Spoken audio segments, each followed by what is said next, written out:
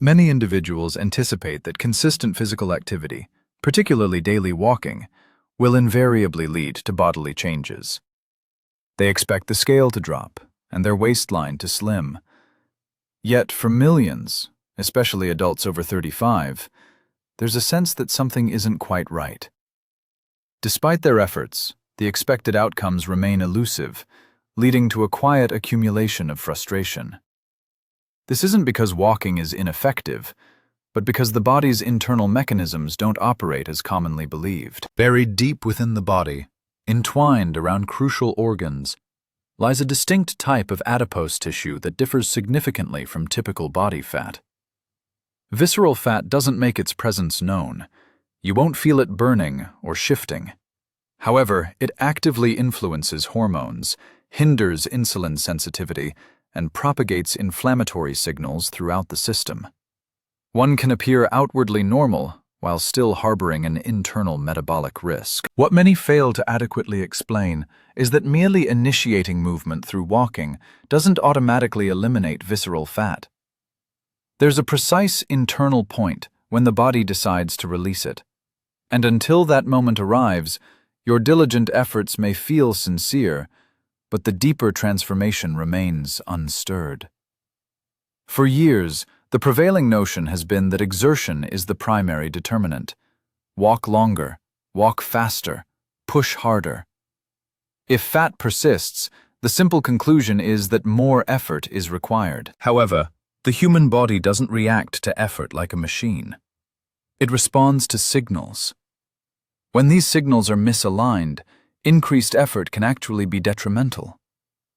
As you begin walking, your body immediately seeks the quickest and safest energy source, typically glucose from the bloodstream or muscle glycogen.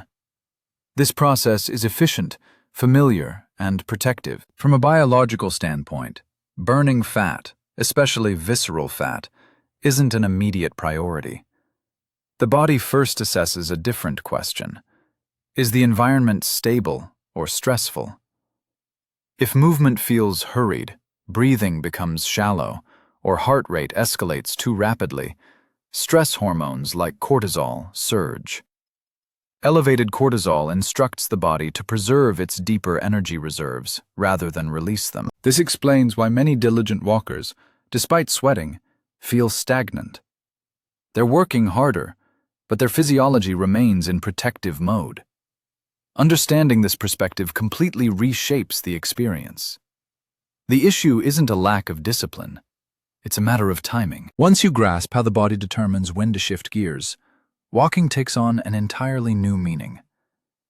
Many are unaware that the body provides subtle cues long before visceral fat becomes accessible. These cues aren't dramatic or indicative of a breakthrough. In fact, they often feel unremarkable, making them easy to overlook. Early in a walk, the body continues to evaluate the demands. Breathing might quicken, the mind may feel slightly agitated, and muscles are active, but energy still originates from easily available sources. Then, a transformation begins. Breathing becomes smooth rather than rapid. Your footsteps settle into a natural, unforced rhythm. Your heart rate elevates but then stabilizes instead of endlessly climbing. This stabilization isn't a sign that the walk has become effortless, but rather an indication that your nervous system no longer perceives the movement as a threat. This moment holds greater significance than speed or distance, because until your body feels secure, it won't tap into its deeper energy reserves. Many individuals unwittingly conclude their walk just as this metabolic shift is commencing, stopping precisely before the desired change has a chance to manifest. This is the subtle aspect that profoundly alters everything.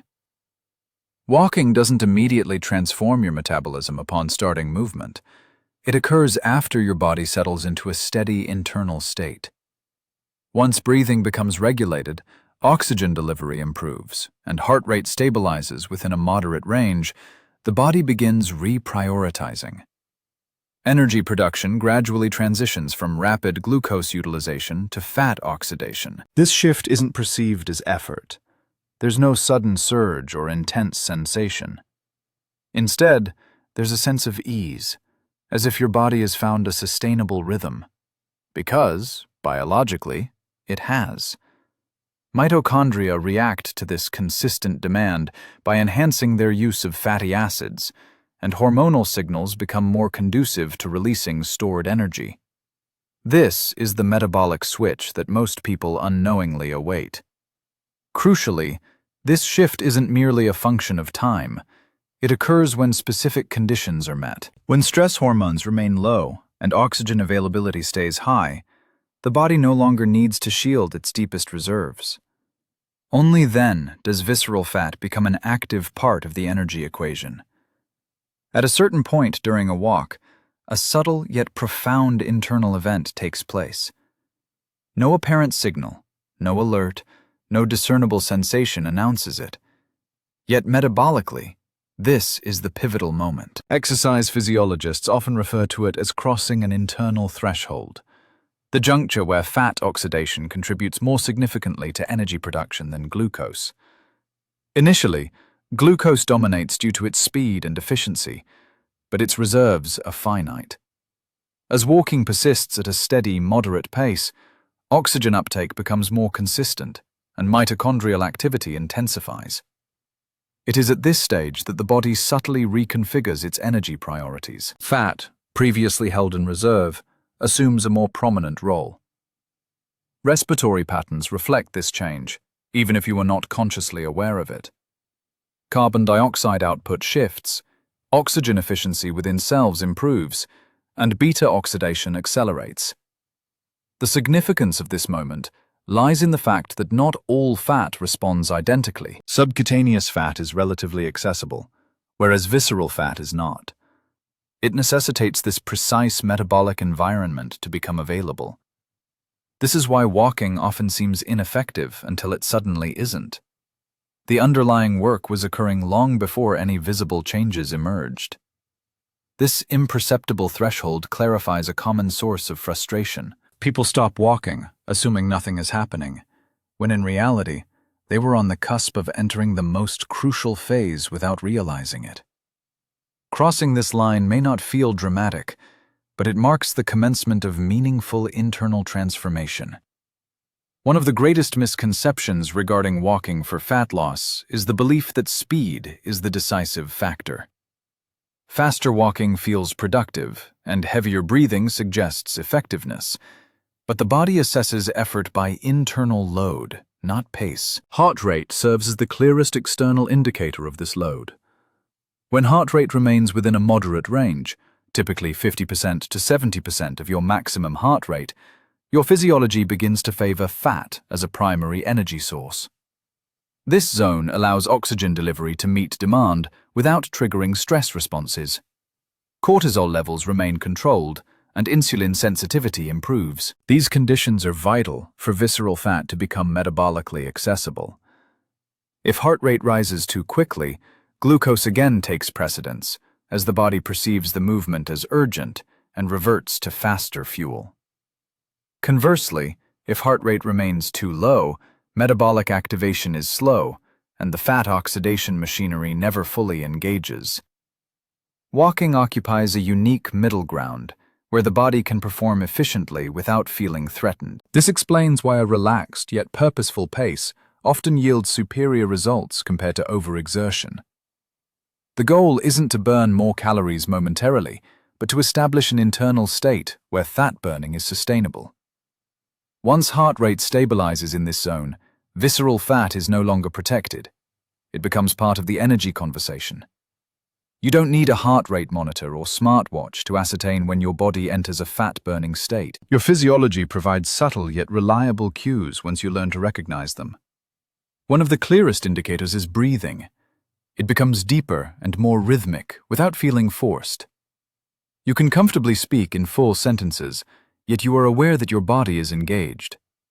This equilibrium signifies that oxygen supply and demand are finally synchronized. Another sign is the sensation of settling into the walk, rather than struggling through it.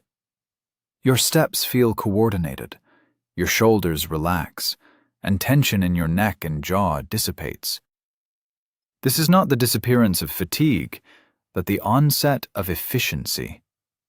As fat oxidation increases, energy delivery becomes more consistent, which is why many people notice the walk feels easier after the initial several minutes, rather than harder. A slight increase in body warmth is also common, signifying heightened mitochondrial activity, as fat contributes more to energy production, not overheating.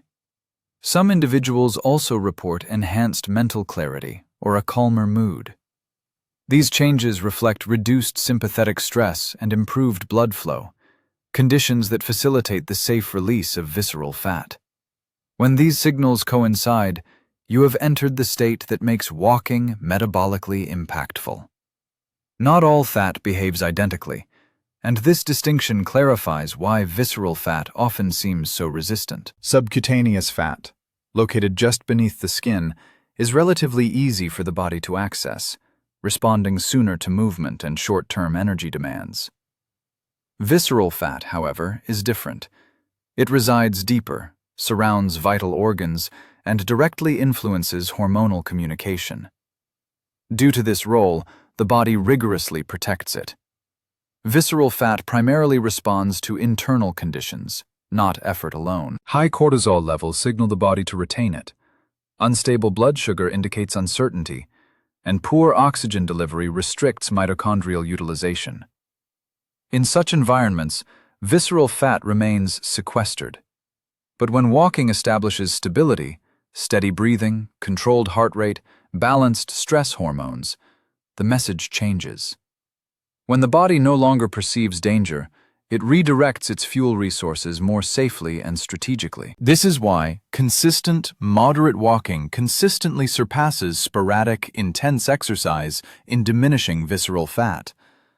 The objective isn't to force its release, but to eliminate the signals obstructing it. Enhanced insulin sensitivity, improved blood flow, and boosted mitochondrial efficiency gradually alter how visceral fat behaves. Once these signals change, visceral fat becomes metabolically accessible rather than protected. At this point, walking transcends symbolism and instigates genuine internal transformation. The true efficacy of walking doesn't stem from a single session, but from the body's anticipation of movement. With routine walking, your physiology adapts in subtle yet significant ways. Mitochondria multiply and become more efficient, enabling your cells to utilize fat more readily. Blood vessels improve their oxygen delivery, and hormonal responses become more stable. Over time, the internal switch towards fat oxidation engages sooner and with less resistance. This underscores why consistency outweighs intensity. When walking becomes a daily or near-daily ritual, your nervous system ceases to interpret it as a novel stressor. Your heart rate stabilizes faster, breathing finds its rhythm sooner, and cortisol spikes become less pronounced. The body enters a fat-burning state with less resistance. What once took 20 minutes might begin to occur in 10. Many individuals underestimate this adaptation because it lacks dramatic flair. There's no sudden milestone or visible indicator. However, internally, the system becomes more cooperative. Visceral fat, previously guarded fiercely, responds more readily as metabolic conditions improve. Walking transforms from a forced effort into something your body proactively prepares for. This is the subtle advantage of consistency, turning walking into a long-term metabolic ally rather than a fleeting endeavor. By now, one point should be clear. Walking doesn't change your body through brute force or increased speed. It changes your body when your physiology finally harmonizes with the movement. When breathing steadies, heart rate stabilizes, and stress signals subside, the body ceases resistance and begins cooperation. That's when visceral fat becomes accessible, not through coercion, but through readiness. This insight reframes everything. Walking is no longer a means to punish your body or chase metrics. It evolves into a dialogue with your metabolism, a steady rhythm that teaches your system it's safe to release what it no longer needs. Over time, this partnership reshapes not just body composition, but also energy levels, mental clarity, and long-term health. Sustainable change doesn't arise from intensity. It emerges from understanding. And when you move in a manner your body perceives as supportive, walking transcends mere exercise. It becomes a metabolic strategy that collaborates with you, not against you. In our next discussion, we will examine a habit many believe accelerates fat loss, but inadvertently impedes this very metabolic shift.